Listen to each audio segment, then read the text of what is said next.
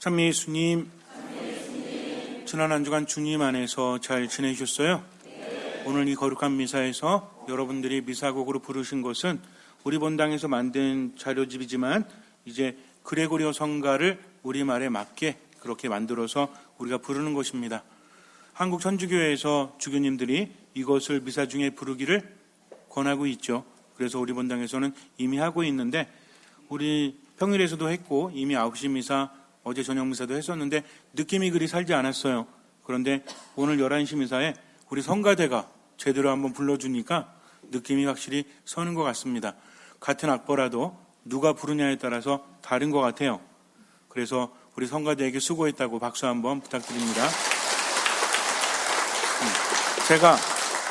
제가 원래 칭찬이 좀 인색해요. 그런데 제가 칭찬하면 정말 잘한 겁니다. 저는 못하는 거 잘한다고 잘 못해요. 그래서 가끔 엄마들이 우리 애기 이쁘죠? 그럴 때 당황스러워요. 정말 이쁘면 이쁘다고 말해줄 수 있는데 그래서 제가 하고 싶은 얘기는 제가 이쁘다고 하면 진짜 이쁜 겁니다. 그러니까 오해하지 말고 잘 들으시기 바래요. 옛날에 어느 산속에 깊은 산속에 마을이 있었는데 여기에 삼색조가 나타났다고 합니다. 사람들이 몰려들기 시작을 합니다. 워낙 작은 마을이었지만 너무나 많은 사람들이 모여들어서 마을이 아주 북적이었어요. 삼색조의 깃털을 얻으면 어떠한 병도 치료될 수 있다라는 전설이 있었고 수많은 사람들이 삼색조의 깃털을 찾기 위해서 그 마을로 모여들었습니다. 그 마을에는 어떤 가난한 집이 있었는데 그 집에는 세 식구가 살고 있었어요. 아빠, 엄마, 그리고 12살 난 아들. 아빠, 엄마는 병이 들었습니다. 아무것도 할 수가 없어서 아이를 키우는데 너무나 힘들었죠. 그래도 다행인 것은 주변에 사람들이 도와주었기 때문에 근근히 연명할 수 있을 정도의 식량을 구할 수 있었습니다. 그런데 어느 날 12살 먹은 아들이 부모에게 이렇게 말해요. 아빠, 엄마, 제가 삼색조의 깃털을 구해와서 아빠, 엄마를 낫게 해드릴게요. 그리고 그것을 팔아서 제가 우리 집을 돕도록 하겠습니다. 마음은 기특했지만 삼색조의 깃털은 아무나 구할 수 있는 것이 아니었습니다. 고전을 연구해서 옛날에 한 몇백 년 전에 나타났더라 하는 자료를 어렵게 구해서 연구해야만 찾을 수 있는 것이었죠. 그래서 돈이 많은 학자들과 또 새 전문가들, 등반 전문가들이 그것을 구해서 와서 삼색조를 구하고 있었지만 찾지 못했거든요. 그런데 아무것도 모르고 아무것도 없는 12살 난 아이가 어찌 그것을 구할 수 있겠습니까? 부모님은 말했어요. 아서라, 너는 구할 수가 없단다. 그래도 아이는 계속 구해야겠다고 하니 부모님은 어쩔 수 없죠. 그 뜻을 꺾을 수 없어서 그래 마음대로 하거라 라고 말을 했습니다. 소녀는 산을 헤매고 다녔어요. 그러나 삼색조의 깃털은커녕 삼색조의 꼬리도 찾아볼 수가 없었습니다. 수많은 사람들 전문가들이 연구를 하면서 삼색조의 서식지는 이러한 곳이다. 수많은 이론들이 난무했고요. 거기에 맞춰서 사람들은 산을 뒤지기 시작을 합니다. 그래도 발견할 수가 없었어요. 그렇게 몇 달이 지난 후에 한 사람이 삼색조의 깃털을 찾았습니다. 그리고 산에서 내려왔는데 놀랍게도 그 아이였어요. 깜짝 놀랐죠? 물론 우리 그런 말 있죠. 소 뒷걸음 치다가 쥐 밟았네? 쥐 잡는다는 말이 있죠. 그래서 어린아이가 어떻게 구했는지 모르겠지만 너 운이 좋다 이렇게 말했습니다. 소녀는 그 깃털을 가지고 부모의 병을 치유를 했어요. 그리고 또 산에 갔는데 또 몇 달 후에 또 한 사람이 삼색조의 깃털을 발견했습니다. 놀랍게도 또 그 소년이었어요. 사람들은 논쟁하기 시작을 합니다. 이건 말이 안 된다. 이 소녀는 자료도 없고 아무것도 모르는데 어떻게 구할 수 있는가? 우리가 그렇게 많이 연구했는데도 구하지 못했으니까 여기에는 뭔가 비밀이 있는 것이다 하면서 소년을 불러서 물어보았습니다. 너는 어떤 비법을 통해서 삼색조의 깃털을 발견한 것이니? 라고 물었더니 소년이 말해요. 저요? 그냥 보고 들었습니다. 그게 무슨 말이니? 소년이 말해요. 제가 들었을 때 삼색조는 워낙 조그맣고 그리고 삼색조의 특징이 날개 뒤에 등에 세 가지의 색깔이 있는데 이것이 평상시에는 보이지 않죠. 왜 새가 어떻게 나르니까? 등을 위로하고 나르기 때문에 그래서 언뜻 비춰지는 것을 보고 발견해야 되는데 워낙 작으니까 어떻게 할 수가 없었습니다. 그래서 계속 새를 관찰했는데 전혀 보이지 않았다는 거죠. 그런데 어느 날 이상한 소리가 들리더랍니다. 다른 새들과 다르게 한참을 듣다 보니까 소리가 다른 거예요. 그래서 저 새는 왜 울음소리가 다르지? 너무나 아름답고 다른 새랑 좀 다르게 그렇게 들립니다. 그래서 하도 신기해서 그 새를 따라갔던 거죠. 그래서 새를 보면서 따라갔는데 그 새가 어느 바위 위에 앉더래요. 그래서 너무나 이쁘게 생겼다 하면서 가까이 갔는데 놀란 새가 날아가고 난 뒤에 그 자리를 봤더니 깃털 하나가 떨어져 있는데 3가지 색깔이 조합이 되었습니다. 그래서 이게 삼색소의 깃털인가 하면서 그것을 가지고 마을로 내려왔는데 전문가들이 보았을 때 그것이 과연 삼색소의 깃털이었다는 거죠. 그래서 그 다음부터는 어떤 서식지에 대한 지식도 없지만 어디만 바라봐요? 하늘만 바라보죠. 그러면서 귀를 기울였어요. 그 소리가 들릴 때까지. 그렇게 한두 달, 몇 달이 지난 뒤에 또 그 소리가 들립니다. 그래서 그것을 따라갔고 그 새가 앉은 자리에서 깃털을 구할 수 있었다는 것이죠. 전문가들은 여러 가지 이론을 가지고 연구하면서 삼색조의 서식지를 찾아서 산만을 보면서 헤맸지만 소녀는 하늘을 바라봤죠. 그러니 발견할 수 있었다는 제가 만든 이야기입니다. 갑자기 허무해지십니까? 이 이야기에는 여러 가지 의미가 담겨져 있어요. 새 이름 짓냐고 힘들었습니다. 삼색조, 바로 하느님을 상징하는 것이죠. 12살 아이, 10이라는 숫자도 굉장히 큰 의미가 있지 않습니까? 보고 듣는다는 것도 의미가 있는 것이죠. 그래서 우리가 세상을 살아가면서 정말 필요한 것, 우리를 살게 하는 것, 우리가 여러 가지를 바라지만 정말 필요한 건 무엇입니까? 저마다 꿈이 다르고 희망이 다르지만 우리 모두에게 정말 필요한 것은 과연 무엇일까요? 어떤 사람들은 몸의 건강을 위해서, 정신적인 행복을 위해서, 마음의 양식을 위해서 여러 가지를 추구하고 일하지만 이 모든 것들이 다 무엇에 속합니까?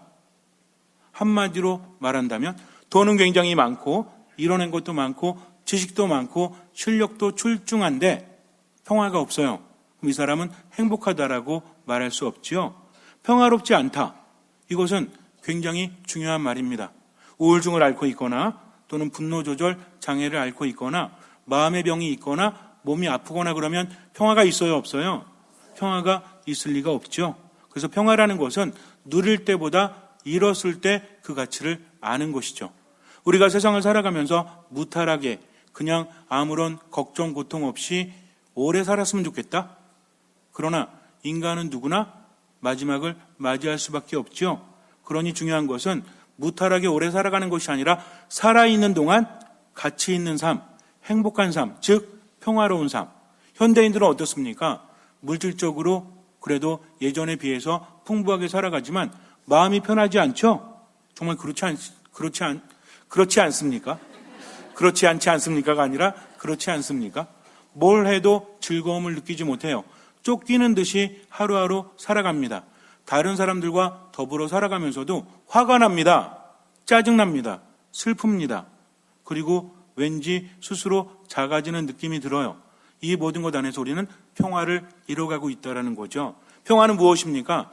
여유로운 상태, 내가 만족하면서 세상을 살아가는 상태.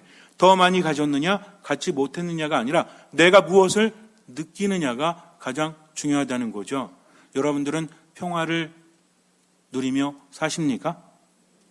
그러면 화도 잘 안 나고 모든 것이 이해되어지고 베풀면서 살아가십니까? 아니면 더 움켜잡으려고 애쓰고 남들에게 보일까 봐 겁이 나고 그리고 남들에게 속을까 봐 긴장하면서 세상을 살아가십니까? 그 누구도 믿지 못하고 나를 받아줄 사람 아무도 없는 외로움보다 그리움보다 더 지독한 고독 안에서 살아가지는 않으십니까?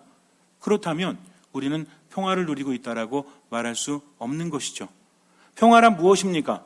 평화라는 것은 제가 말씀드린 대로 우리 신앙인들에게 있어서 평화라는 것은 내가 찾을 수 있는 것이 아니라 내가 받을 수 있는 것이죠. 이것이 가장 중요합니다.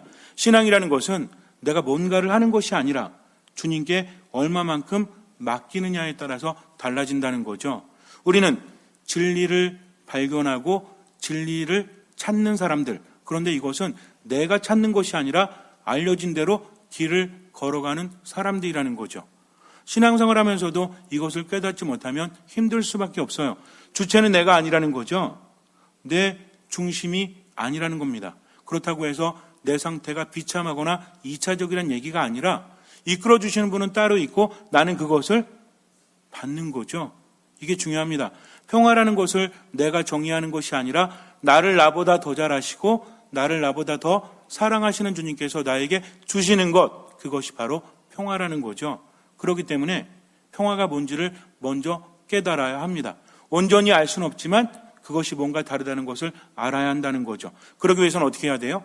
보고 들어야 돼요. 눈으로 보는 것이 아니라 무엇으로 봐야 됩니까? 마음으로 봐야 한다는 거죠.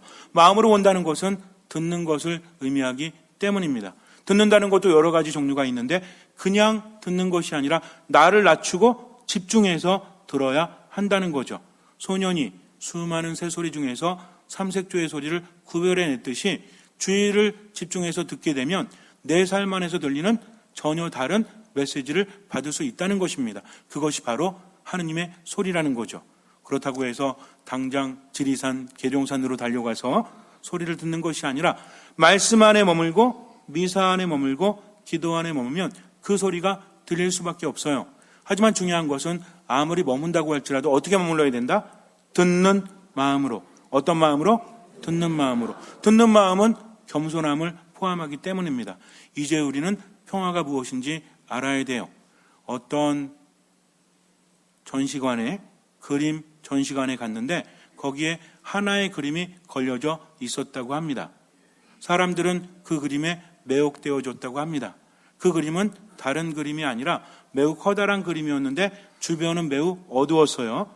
그리고 가운데 조그맣게 빛나고 있는데 주변이 왜 어두웠냐면 밤 바다를 표현하고 있었기 때문입니다. 아주 어두운 밤에 파도가 높게 치고 있었어요. 아주 위험한 상황이었다는 거죠.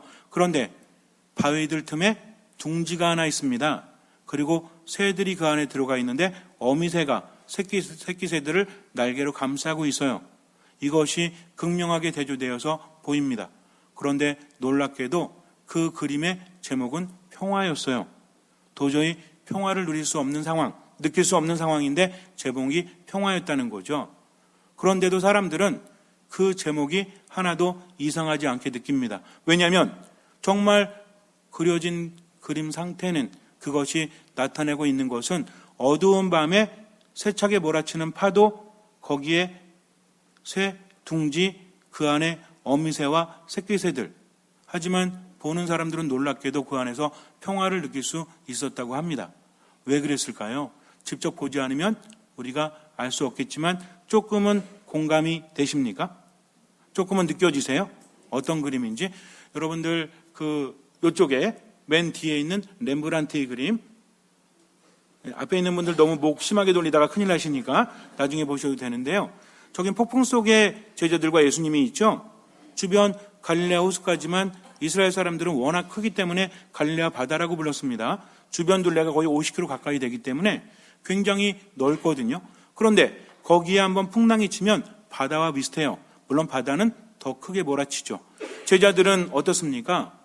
흔들리는 배 안에서 언제 죽을지 모르니까 공포와 두려움을 느끼죠. 근데 예수님은 어떻게 하셨어요? 편히 잠을 자고 계십니다. 저희가 죽을 지경인데 잠만 주무시고 계십니까? 제자들이 깨웠더니 왜 그렇게 믿음이 없냐고 예수님께서 말씀하시죠. 폭풍이 치지만 누가 있다? 내가 여기에 있고 내가 잠을 자고 있다면 너희도 나를 따라서 두려워하지 말아야 될 것이 아니냐 하면서 옆에 있는 풍랑을 꾸짖었더니 호수가 잠잠해집니다. 여기서 우리는 많은 것을 느낄 수 있죠. 그와도 비슷한 상황, 물론 예수님을 이야기하는 건 아니지만 그 안에 둥지가 있어요. 새들이 둥지를 질 때는 위험한 곳에 지을까요? 아니면 안전한 곳에 지을까요?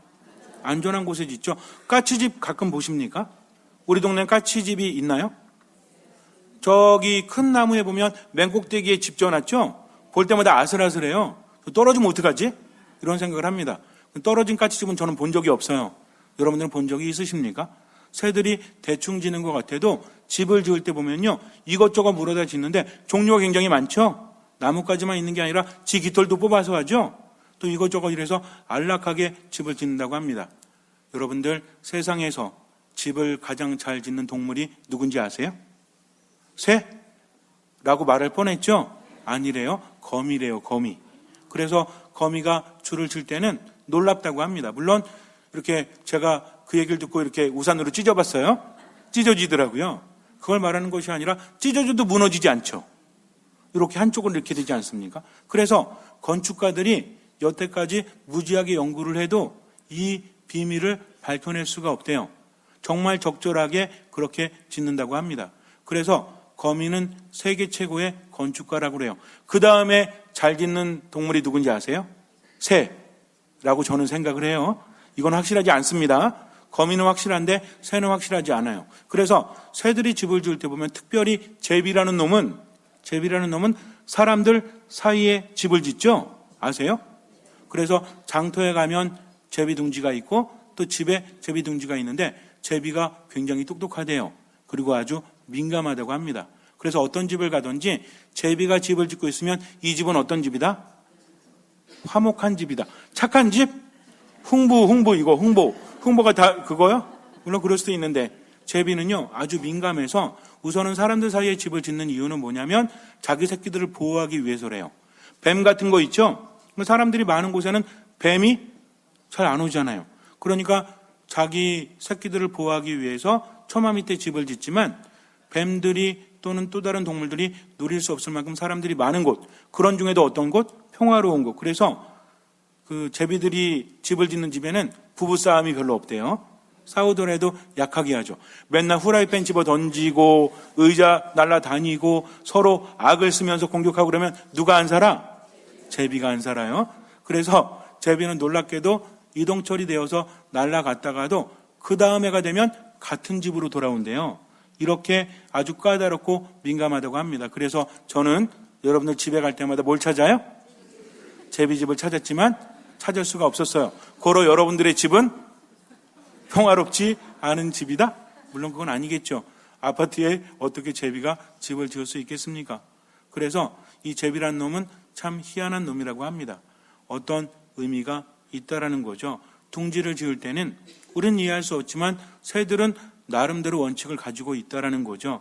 인간이 보는 눈과 하느님께서 보시는 눈은 다릅니다. 예수님께서 말씀하시죠. 내가 주는 평화는 세상이 주는 평화는 다르다라고 하세요. 그러니 걱정하거나 두려워하지 마라. 인생은 무엇입니까? 누구나 한 번뿐인 인생을 살아가지만 마지막에 후회하기 나름이죠. 그러니까 불안해서 이것도 저것들을 추구해보지만 이미 길은 우리에게 알려져 있다라는 거죠. 바로 예수님의 말씀을 듣고 그분을 믿고 그분을 따라가는 겁니다. 오늘 복음을 보면 제자들이 무서워서 떨고 있었죠. 제자들의 지금 상태는 어떻습니까?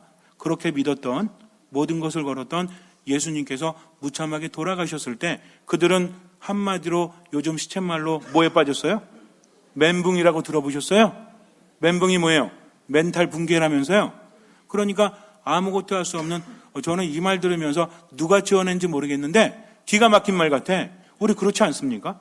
뭔가 슬픔이 가득할 때 과거에 대한 상처 때문에 지금 상실감을 느낄 때 미래에 대한 희망도 없을 때 이러지도 저러지도 못하는 상태. 그래서 뭐 안절부절 이런 말 있죠?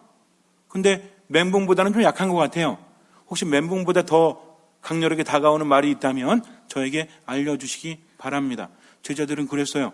이것을 해석해 보자면 앞으로에 대한 희망도 없습니다. 지금도 불안하다는 거죠. 사람이 불안하면요, 뭘 먹어도 맛을 못 느껴. 사람이 불안하면요, 뭘 해도 잘할 수가 없죠. 열심히 일해서 돈을 버는데 내일 모레 회사가 망해. 그럼 저 열심히 일하면서 마음이 편안하겠습니까? 밥을 맛있게 먹는데 오늘 저녁에 살이 떨어져. 쌀이 떨어져. 경상도도 아닌데 갑자기 살이라고 그랬어요. 쌀이 떨어져. 그러면 지금 불안해요, 안 불안해요? 지금 사랑하는 사람이 있는데 오늘 저녁에 헤어져. 그럼 지금 즐거울 수 있겠습니까? 그렇지 않다는 거죠. 지금은 멀쩡해 보여도 희망이 없다면 인간은 불안할 수밖에 없어요. 제자들은 모여 있긴 하지만 아무것도 할 수 없습니다. 이게 얼마나 기가 막힌지 알아요? 우리가 언제 무력감 느끼죠? 내가 아무리 잘해도 내가 사랑하는 사람이 나를 받아들이지 않고 내가 아무리 노력해도 관계가 회복되지 않을 때 우린 뭘 느껴요? 절망감을 느끼죠. 내가 아무리 일을 해도 내가 하는 사업이 나아지지 않을 거라고 생각할 때 우린 무엇을 느낍니까? 절망감을 느끼죠. 그러니까 자포자기하거나 심지어는 자살을 하기도 하죠. 아무것도 할 수 없기 때문입니다. 이런 말을 합니다. 야, 죽으려면 그 힘으로 살아봐. 뭐 죽기를 각오했는데 삶이 안 나아지겠어? 라고 말을 해도 그 심정이 돼보지 않으면 아무도 알 수 없다라는 거죠. 우린 정말 외롭지 않습니까? 누가 나를 이해할 수 있죠? 내 있는 그대로를 상대방에게 보였다가 버림받을까 봐, 상대방에게 오해받을까 봐 점점 나를 감추지 않습니까? 그러면서 외로워지고 힘들어지죠. 여러분들은 지금 평화를 누리십니까? 여러분들은 미래에 대한 희망이 있으십니까? 어쩌면 나를 보이지 못한 채 점점 변질되어 가는 나 때문에 스스로 더 힘들지 않으십니까? 힘을 내보고 싶죠. 그런데 힘이 나질 않아요. 생기가 돌고 싶은데 생기가 없어집니다. 그것이 인생이라면 우리는 얼마나 힘들까요? 제자들의 상태가 이렇다는 거죠. 밖에 나갔다가 잘못해서 걸리면 죽어요. 예수님 살아계실 때는 죽은 사람도 살리셨습니다. 분명히 예수님께서 말씀하셨거든요. 그분께서는 사람의 아들은 고난을 받고 죽었다가 사흘 만에 다시 살아날 거다. 들을 때는 끄덕이죠. 그러나 아는 것과 이해되어지는 것은 다릅니다. 예수님 계실 때는 뭐든지 믿을 수 있죠. 그런데 그분이 돌아가시고 나니까, 정말 처참하게 비참하게 돌아가시고 나니까 모든 것을 믿을 수 없는 거죠. 믿고 싶은데 믿을 수 없는 겁니다. 그러니 이것저것 못하고 그저 함께 모여있을 뿐이죠.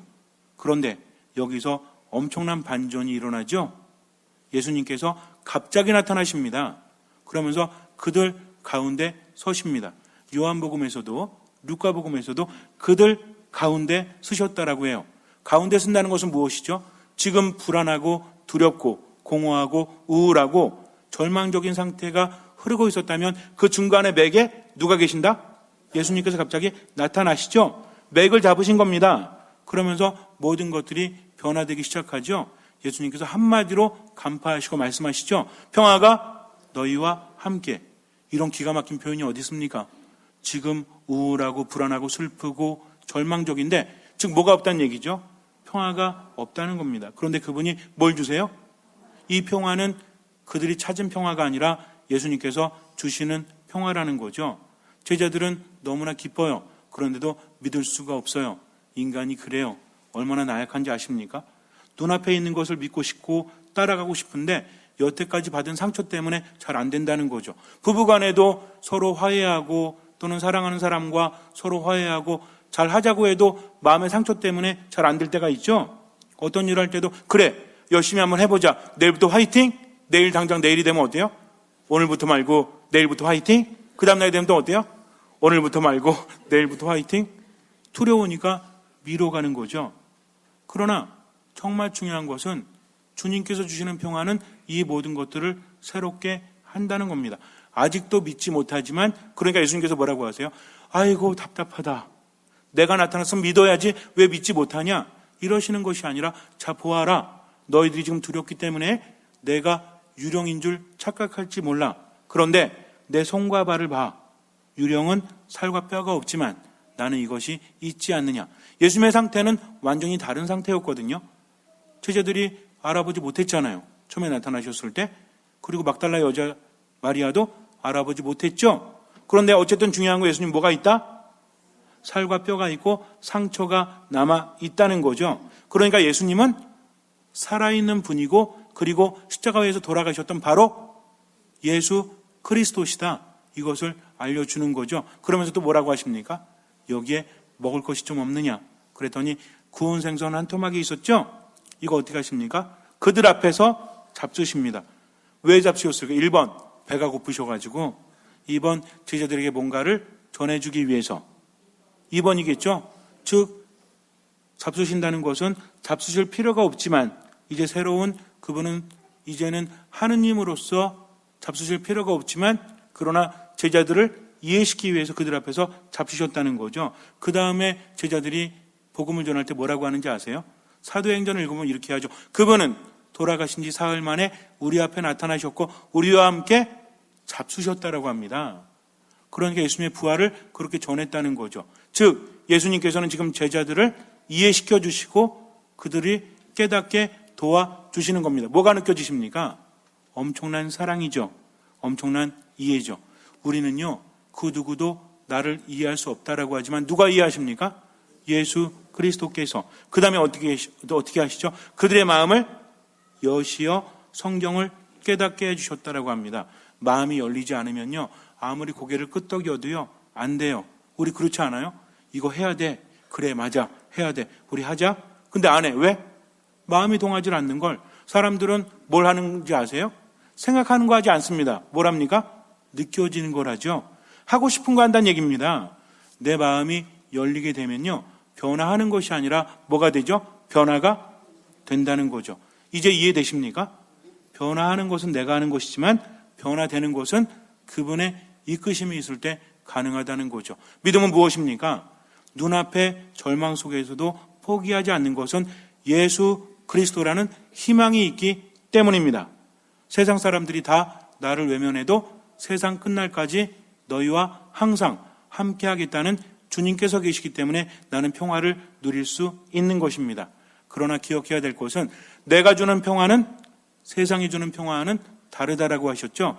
나는 내가 원하는 평화를 주님께 바라지만 그분은 우리에게 필요한 평화를 주신다는 거죠. 이것이 바로 신앙입니다. 신앙은 내가 뭔가를 하는 것이 아니라 모든 것을 아시는 나를 더 사랑하시는 그분께 지금의 내 모든 것을 맡기고 어떻게 하는 것?